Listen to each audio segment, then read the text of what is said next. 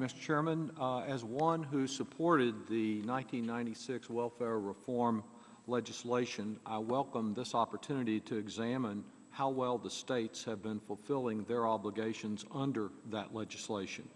Having seen more than a few examples of mismanagement of federal tax dollars by state officials in my home state of Texas, I fully appreciate the value and the necessity of strong oversight. But we also need to focus on how decisions made here in Washington are affecting all of the programs that vulnerable Americans depend upon, whether we have a safety net that is so frayed that it is all hole and no net. TANF is supposed to be a partnership between the federal government and the states. Unfortunately, both ends of that partnership seem to be fraying, and along with it, the protection that millions of poor families rely upon.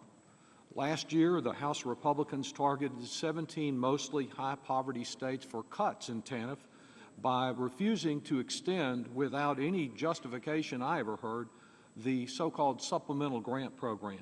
That includes my home state of Texas, which already had one of the lowest amounts of federal TANF funding in the entire country relative to the number of poor children. The end of these grants amount a loss of about $53 million every year. According to the Center for Public Policy Priorities in East Austin, this has meant fewer funds were available in Texas for preventing high school dropouts and child abuse and neglect. All of the Texas miracle stuff that we've heard so much about has done very little to those who are caught in poverty.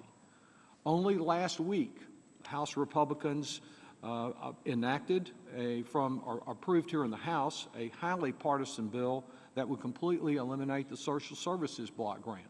That's the loss of another $137 million to assist low-income families and protect vulnerable children in Texas, as well as senior citizens. Today, we're likely to hear that some states also may be withdrawing their support. I'm sure Texas will withdraw as much as it possibly can. Rather than continue to spend state funds to meet TANF maintenance of effort requirements, some states do seem to be increasingly counting spending that is done from nonprofit and charitable organizations. One report indicates that nearly half of the funds that one state, Georgia, declares as meeting its spending requirement actually comes from non-state private sources. While we should certainly encourage the tremendous work of charitable organizations across the country, allowing states to reduce their funding for services for needy families by counting existing spending by hard-pressed nonprofits threatens to reduce the total amount of support for our poorest children. As the chairman just pointed out, changes in how the states count spending also impact work participation rates that the states are required to comply with under TANF. I firmly believe we should expect states to diligently work with folks to help them find meaningful employment. To ensure this outcome, we need standards that meet our bottom line goal of helping jobless parents find real work so they can support themselves and support their children. We will likely hear some concerns today that the current work participation standard is too focused on how many TANF recipients are in certain activities rather than on how many people are actually moving into real jobs.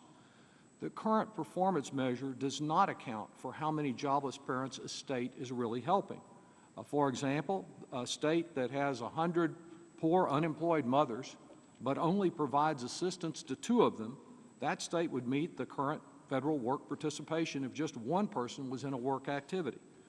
If that scenario sounds rather extreme and hypothetical, consider the fact that my state of Texas provides TANF assistance to only about 5 out of every 100 children that are living in poverty today. Mr. Chairman, if the federal government and the states reduce their commitment to our poorest citizens once again, the path out of poverty will become even harder and longer for millions of our youngest Americans. I stand ready to work with you to ensure that both the Congress and the policymakers in the state meet their obligations to help these struggling families, and I look forward to hearing from all of our witnesses today and thank each one of them for participating. Thank you.